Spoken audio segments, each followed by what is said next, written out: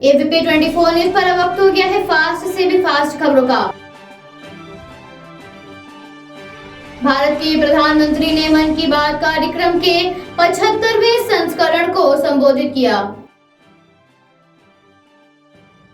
कांग्रेस नेता राहुल गांधी ने चेन्नई में कहा, मुझे ऐसा भारत नहीं चाहिए जहां एक भाषा दूसरी भाषा से ज्यादा सर्वोपरि हो, जहां की परंपरा दूसरी परंपरा से ज्यादा सर्वोपरि हो। मेरे लिए तमिल भाषा उतनी ही महत्वपूर्ण है जितनी महत्वपूर्ण अन्य भाषाएं हैं।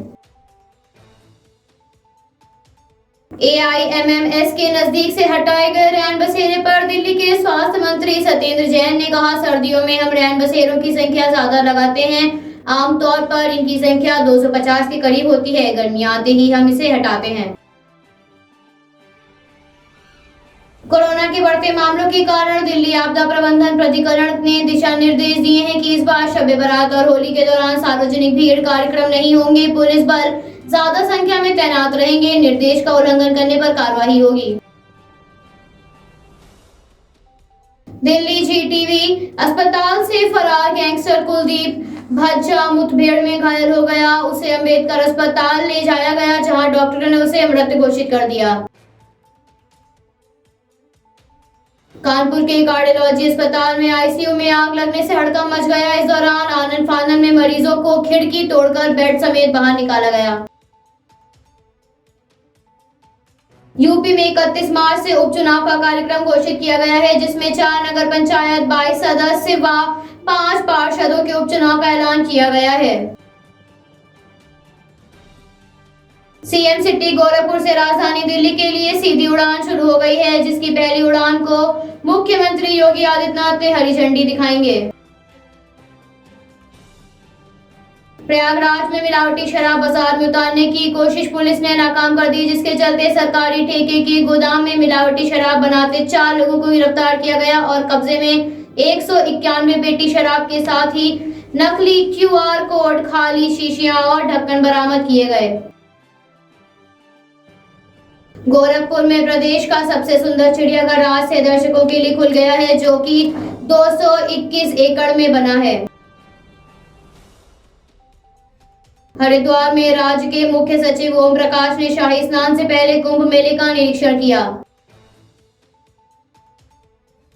मथुरा में सुबह वृंदावन कुंभ क्षेत्र स्थित देवराहा बाबा घाट पर यमुना स्नान करने गए संघ के जिला प्रचारक मनोज और अन्य स्वयं सेवकों के साथ पुलिस कर्मियों ने अभद्रता की और जिला प्रचारक के साथ मारपीट की। इसके बाद कार्यकर्ताओं पुलिस में भिड़ंत हो गई।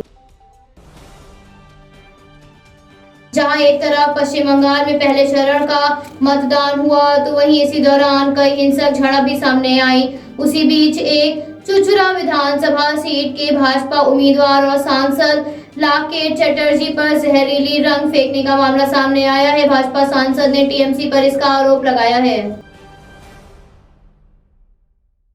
ममता बनर्जी को एक और झटका लगा है। बताया जा रहा है ममता बनर्जी के करीबी माने जाने वाले छत्रधर महतो को राष्ट्रीय जांच एजेंसी के अधिकारियों ने गिरफ्तार कर लिया है। 2009 में भुवनेश्वर नई दिल्ली एक्सप्रेस को हाईजैक करने के आरोप में छत्रधर महतो गिरफ्तार हुए हैं।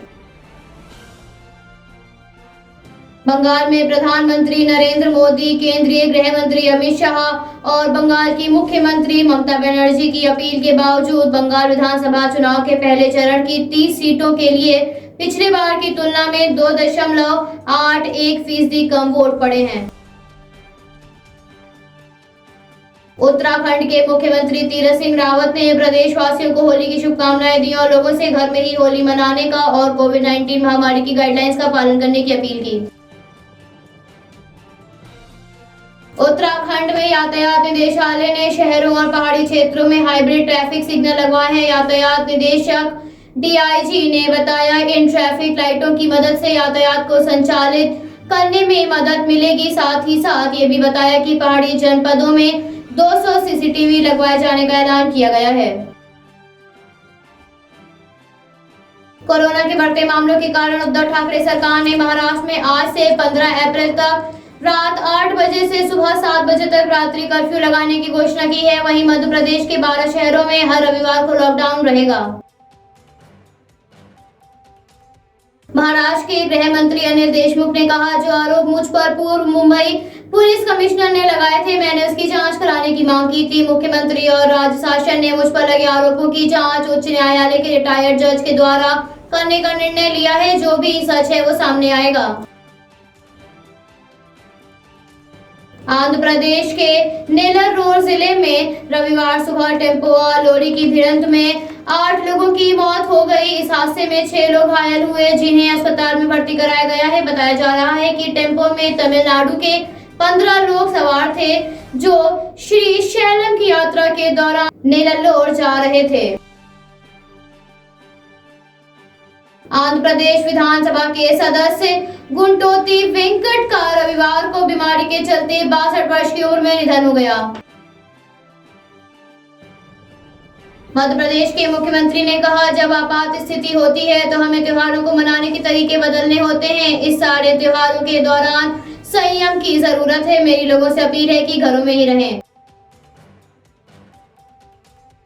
भोपाल जिला प्रशासन ने 20 इलाकों में कंटेनमेंट जोन घोषित किया है। इन क्षेत्रों में निवासियों को होम क्वारंटाइन में रहना अनिवार्य है। देश में पिछले 24 घंटों में कोरोना वायरस के मामलों में बहुत तेजी से बढ़ोतरी हुई है। पिछले 24 घंटों में कोरोना के 62,714 नए मामले सामने आए हैं। वहीं 300 से ज्यादा लोगों की मौत हो गई है।